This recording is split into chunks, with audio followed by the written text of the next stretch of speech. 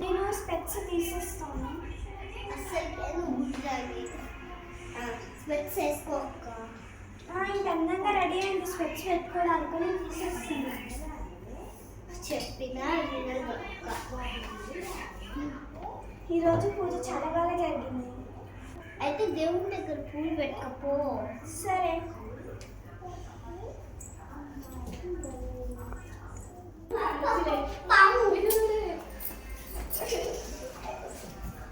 అబ్బా నేను ఈరోజు పూలు ఎంత మంచి పెట్టుకున్నాను.